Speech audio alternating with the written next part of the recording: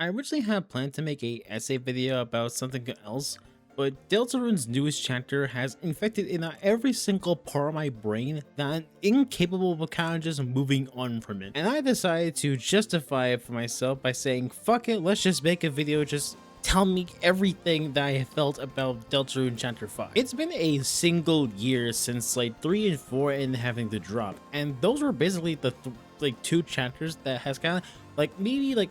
be more of a fan of Deltarune than I ever was, because it was taken so long from like 2 and 3, the gap between it, because it almost felt like nobody was like kind of caring for Deltarune, at least at that point.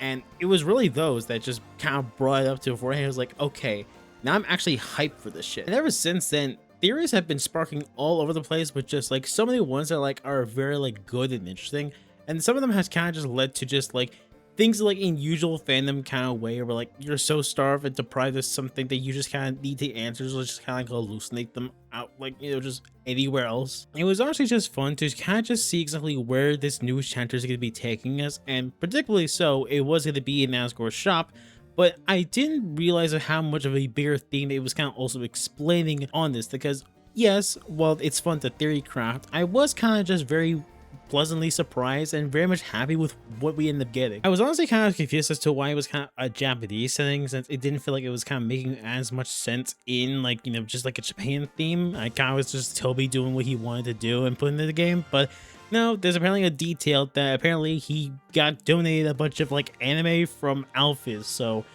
I mean, hey, there's your explanation right there. That's why it's kind of the way that it is. But honestly, the anime set kind of just works in this, because it just looks beautiful from like everything. All from like the grass and like the first level to like the cliffs where you have to scale it, and even inside like the castle, it all is like a visual like beauty all the way through. And you can tell of how like he gets so much more of like getting the details and everything about these like levels and worlds to be really just well done in a way that you never get to see before. They also ended up introducing a new mechanic into the game, which I honestly gotta say, I think it's honestly just more better than like 3 and 4. Like, don't get me wrong, the like 3D like NES like mini games are fine, but like it kind of gets repetitive after a while. And even the climbing segments were not exactly like as like prominent. They were there, you can use them, and they're like, you know, key in like some of the other stuff, but like, it was kind of more just like wanting to like use these tricks instead of just having to like make something fun out of it because you already learned about it. Everything having to literally turn into a 2D side scroller just ends up opening so much more to it. Like legitimately, it felt like I could like end up actually speed running half of the things I could do, just seeing how well I could just end up executing this stuff. Like, it legitimately felt like the most fun I've had since 3, which isn't saying a lot, but like, you get what I mean when I say it's super fun to just have this mechanic. But the fun game itself doesn't get as much like significant developments, at least to like 2 of the ones that actually kind of do have at least tiny a little bit. The main stars of this chapter are the 7 flowers. I really end up loving them all by the end, and I really liked how we get introduced to them slowly one by one and learning about each and one of their dynamics between like the other flowers, their partners that they're usually kind of paired with, or just as like a whole group. Add on to the fact that they're very much the parallel to the 7 human souls from Undertale, but the only difference is that despite them very much being like, you know, almost looking like a human and having the traits that they are meant to be assigned to, they often almost don't practice it, but they also sort of do. Like how like Aqua, despite her literally having to be patient, she very much is unable to be patient or just like stay still half the time. But she is capable of listening to anybody else, which is still the patience. She's still practicing what is patience about. Yellow, being a cowboy or just straight up Woody, is meant to be justice, but his own way of justice is like just so wishy-washy that he ends up just gaslighting himself into believing he did a crime that he never committed. In a way, is still technically him bringing himself justice, because he will do it even if it means he has to punish himself for something that like he didn't do of a crime. And that's kind of applied within like all the other flowers as well, as you can very much see. Like Orange being a mouse, despite her very much being like a mouse, she's still trying to be like, you know, be brave. Green, despite her kindness, is very much very much holds a grudge, just like her thing of like being owed money. And integrity has no integrity because they ends up stealing a lot of things, but for the sake of something that is far more deeper. And Seth, aka Purple, has to persevere through with their knowledge despite the fact that they don't know much about anything. But the real star of the show was Flowery, who honestly my headcanon as like just determination, because it really fits his character when you really think about it. Because not only of him being a parallel to Flowey, but also just because of how that we are fully expecting to just hate him on the get-go and not exactly trust him. And as the story goes, you kind of learn of how that it goes from just more than having to very much wanting to see Asgore happy and wanting to keep him in this world. It's a clash of ideologies of their worlds or ours, which is very much kind of like the same kind of mentality that Flowery also had with the kill or be killed. It's just twisted it a little bit more of a different way to suit Deltarune. He becomes this almost kind of like rival and mentor to Rouse, and is also kind of the clash between like Susie and Flowery. Rouse literally ends up becoming frustrated the moment he's like meeting Flowery, which is kind of a new thing that Rouse kind of develops, because we've never seen like, you know, being angry or like upset at something at all. Usually he's kind of just like remain to be like a little positive, has some sad moments here and there, but usually doesn't get like that like frustrated. But Flowery ended up doing the exact thing, because Rouse hates the fact that Flowery has his own autonomy, knows his own like kind of limits of like what he kind of is, and he's still doing it anyway and trying to like defy the prophecy in some way, because he knows that like he can't have that for himself. And Flowery kind of picks up on this and is trying to kind of like at least nudge Rouse in a way where like, hey, you should learn that you should have your own autonomy. You're allowed to be selfish just like a little bit, and it isn't anything wrong, because like we're both doing the same thing. We're serving our own like our own purpose. I think that's kind of a really kind of neat way, because at least in chapter 4, Gerson was kind of the mentor to Susie, but in this one, Flowery is like kind of the incidental mentor to Rouse, where he needed somebody to kind of like push his buttons to kind of like have him be and stand up to be like somewhat independent of his own autonomy, instead of having to like rely so much on like having to be followed in by Chris or having to be guided in by the prophecy to end it. And I think it's kind of an important part of Rouse, because it's like very much throughout most of the other chapters, he kind of doesn't really express his own individuality. Hell, his room, like when we first see it for the first time, is literally empty like a minimalist, and that him having to like even like the concept and idea having to stray off of his own path scares him that much. Like it is like such a unique thing, at least for Rouse before, but I feel like it was kind of like building up for more of it, and was kind of just like at the point where it was like someone like so specific had to like at least be the perfect person to kind of like rile him up in some way. And I think Flowery kind of does a good job of it, because it really is like seeing both sides of the same coin for Rouse and Flowery. And the ideology part kind of gets played on with Susie for the most part, because while she doesn't get like a huge development, at least like chapter 4, for what she represents, at least as of right now, will have a big impact on later chapters. Susie and Noelle's like time at the festival in the beginning and by the lake was honestly just really good. They're just trying to say what they feel, but they can't, because things that are like, you know, out of their control, they have to kind of submit for it, which is ironic because Susie is a character that is defined by where you can't control her. Nobody can control her. And by the end of the chapter, where it's revealed that Susie is very much just living in the school, in the closet where Castletown resides, she is very much continuing on this like fantasy, which is proven by Flowery, where it is literally just them having to see which one is stronger, and she's kind of doing that the exact same thing that kind of like Asgore did, but she just won't admit it. And it's kind of not the entirety of the message of this chapter, which is that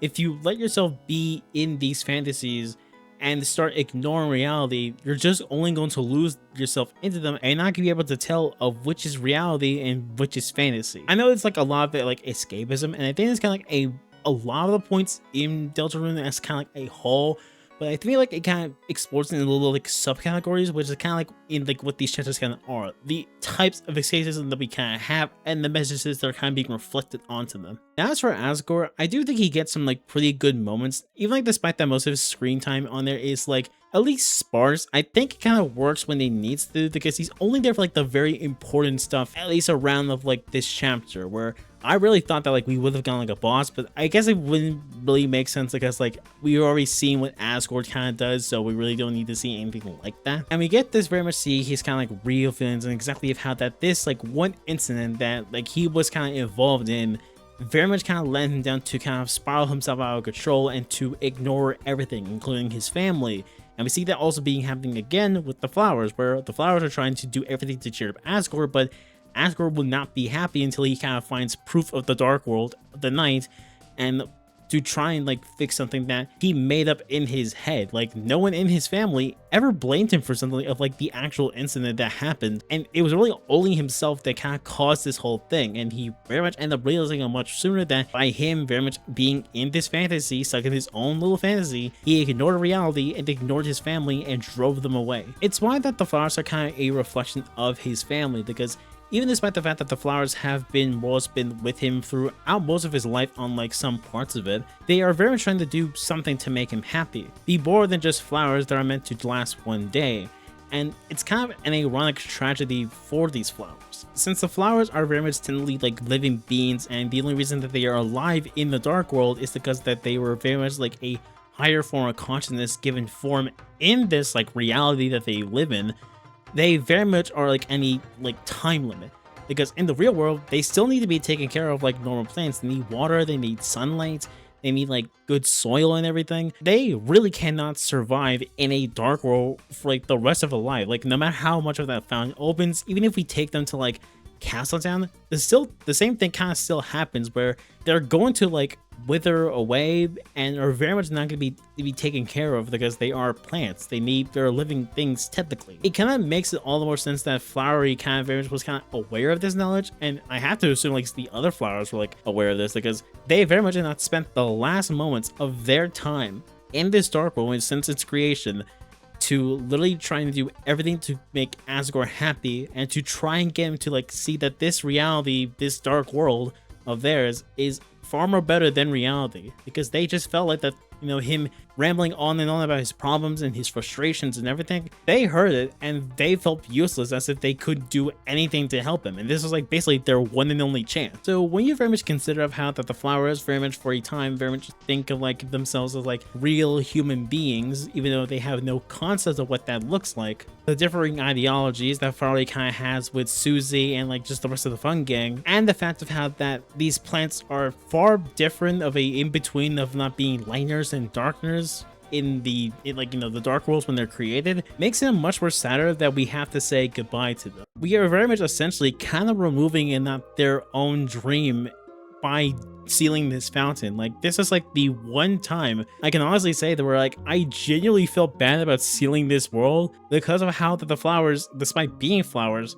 they felt human, they felt real to us. They had dreams, they had like their own things that they wanted to do, and despite them not being able to complete for most of this stuff, in like one day, they were basically the most unforgettable parts of this chapter. And I really came to like just really care for all of them. Like, honestly, the scene with them having to turn all back into flowers and to express what, you know, their dreams, and thanking them for, you know, watching over it,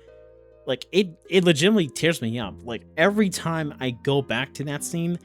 it legitimately makes me cry. And it's kind of also the beauty of the flowers. They were never meant to last more than a single day, and it's ironic that we only meet these flowers in a single day, and still we have the time to appreciate what their life and the meaning to us. Aside from the obvious of seeing that Toby Fox's music being very delicious, being collabed with like some many other artists on the track, I'd be kind of an idiot if I didn't want to mention about like the Weird Route. And listen, I don't know what else I can honestly say about Weird Route that hasn't been said already. There's been a lot more depth that has been put onto Noelle as a character. Like it gave me a feeling of like existential erasure. I'm pretty sure I just made that up on the spot, but like, I don't know how else to say it, and I don't even know how to describe anything else from it other than just like you have to experience it yourself, because my words are not going to be enough to convey what I saw, and I am really like excited and scared for what's going to be happening with like chapters 6 and 7. The last thing that I want to kind of very much mention is that there's kind of been a bit of a mixed bag of people saying that we kind of got like another like light adventure, or that this whole thing was kind of like filler. Or like we should have delved into this stuff like Friend, the Night, or like any other things that like felt like, you know, other plot lines that were kind of like, you know, promised but like were never expanded upon. And I feel like we're kind of losing the forest for the trees, because I didn't feel that like we were kind of being misled. I mean, If anything, when I assume this was kind of like a flower theme thing, and like it was gonna be pretty obvious that like Asgore's gonna be like involved in like the next chapter, I was very much going to be, you know, seeing that we are gonna be going on like another type of adventure, at least at some point. And Asgore Shop felt like the place for it. Don't get me wrong, Chapter 4 was very good at the Sanctuary, but I feel like people are kind of like praising it a bit too much, because it really only kind of delved into like the stuff like prophecies, the kind of like religious theming around it, the whole thing with like Gerson being her mentor, and very much the whole Guardian fight as well. I was kind of fully trusting W. Fox to kind of deliver what he had, and I must be pregnant because he basically did. I mean, we're gonna get like Chapter 6 like pretty much like next year, possibly. And I highly doubt that Toby's gonna like, start fumbling the whole thing, because we basically have 2 more left. Like, we can't like screw this up entirely. Like, this is the moment where he would end up needing to like lock in. If you're wondering exactly what I think is gonna be happening in Chapter 6, I'm leaning towards the idea that the Holiday House is where our next Dark World is, and it's gonna be like kind of like an ice theme. And it's specifically for one reason, and that is the Cat Pedders game that Noelle played. And it's been heavily theorized and speculated that Noelle made Friend. She made Friend, and Friend is out there. And this would kind of be the most like perfect opportunity for Toby to finally kind of see what the hell Friend is all about. After that, I kind of really don't know, other than like, you know, just like the normal NPC being like the John Kiriakou of like of Deltarune is like so funny. And also just like the best memes and jokes we kind of got out of this chapter was just like very well done, honestly. Like, I enjoyed this chapter just overall, and I've been non-stop listening to Flower Man for like days on end. It's a top contender for like the best piece of music that Toby has kind of made, and it's a collaboration with another artist as well, so like that's also pretty cool. I don't usually end up doing this kind of content where I kind of just like rambling on about like something that I'm very much like kind of like passionate about, but Deltarune Chapter 5 really was kind of the thing that kind of made me do it. And I kind of just wanted to make a video kind of just like letting you know all my thoughts and just spelling them out for you. And if you want me to kind of do like more like Deltarune type of videos, then like, comment, share, and subscribe, and I'll probably end up doing a little bit more, because there's a lot of ideas and a lot of stuff that I very much like discussing about. And yeah, that's really about the video. Bye bye.